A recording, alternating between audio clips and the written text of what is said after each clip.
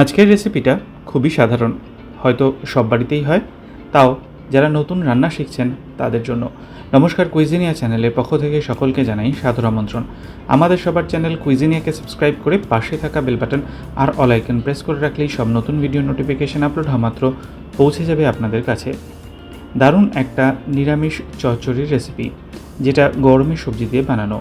খেতে হয় অসাধারণ, বানানো অত্যন্ত সহজ, সব বাড়িতেই মোটামুটি হয়, কিন্তু নতুন রাঁধুনিদের জন্য আজকের আমার এই রেসিপি। এখানে আমরা নিয়েছি সর্ষের তেল। গরম হয়ে গেলে দিয়ে দিচ্ছি 1/4 টিস্পুন পরিমাণ পাঁচফোড়নটা গরম হয়ে গেলে দিয়ে দিচ্ছি আলু। 3টে মাঝারি সাইজের আলু ডুমো করে কেটে নেওয়া হয়েছিল। আলুটাকে দিয়ে প্রথমে মিডিয়াম টু হাই ফ্লেমে 1 মিনিট সময় নিয়ে একটু ভেজে নিচ্ছি। আলুটা মিনিট খানেক আমাদের কিন্তু এখানে ভাজা হয়ে গেছে। এরপর এতে দিয়ে দিচ্ছি 200 গ্রাম কুমড়োটাকেও আলুর সাথে সামঞ্জস্য রেখে কেটে নেওয়া রয়েছে। আলু কুমড়োটাকে মিশিয়ে আবারও মিনিট খানেক মিডিয়াম টু হাই ফ্লেমে একটু হালকা নাড়াচাড়া করে নিলাম। এরপর এতে আমরা যে সবজিটা দেবো সেটা হচ্ছে রাঙা আলু। একটা ছোটো সাইজের রাঙা আলুকে কেটে দিয়ে দেওয়া হয়েছে, আর রাঙা আলুটাকে দিয়েও ঠিক একইভাবে 1 মিনিট হালকা নেড়ে চেড়ে নিলাম। সমস্ত সেই 3টে সবজি দিয়ে নাড়া হয়ে গেছে। এরপর এতে আমরা দিয়ে দিচ্ছি 100 গ্রাম পরিমাণ সজনে ডাঁটা এই টাইমে খুব ভালো পাওয়া যায়, উপকারী সবজিও বটে। দিয়ে আরও একবার মিনিট খানেক মিক্স করে নিলাম। সব শেষে দিয়ে দিচ্ছি বেগুন।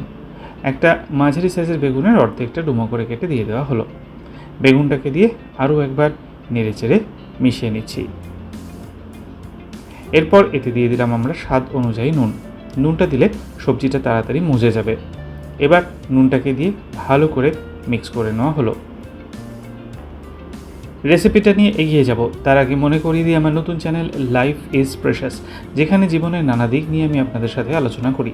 চ্যানেলটাকে সাবস্ক্রাইব করতে আজকের ভিডিও ডেসক্রিপশন বক্সের লিঙ্কটা প্লিজ চেক করে নেবেন। আর যদি ভিডিওগুলো ভালো লাগে লাইক শেয়ার কমেন্ট করতে ভুলবেন না যেন। ফিরে আসি রেসিপিতে। এরপর এতে দিয়ে দিচ্ছি ড্রাই স্পাইসেস, 1/4 টিস্পুন হলুদ গুঁড়ো, 1/4 টিস্পুন লাল লঙ্কার গুঁড়ো আর 1/2 টিস্পুন চিনি। নিরামিষ এই চচ্চড়ির রেসিপিতে চিনিটা কিন্তু দেওয়ার চেষ্টা করবেন, স্বাদটা ভালো আসে। তবে হ্যাঁ, যাদের অসুবিধা আছে স্কিপ করে যাবেন। চিনি, হলুদ এবং লঙ্কার গুঁড়ো দিয়ে আরও একবার ভালো করে মিশিয়ে নেওয়া হচ্ছে। এদিকে আমরা একটা মিক্সির বাটিতে নিয়েছিলাম সাদা সর্ষে। 4 টিস্পুন মতো সাদা সর্ষে আমরা এখানে নিয়ে প্রথমে শুকনো অবস্থায় গুঁড়ো করে নিচ্ছি।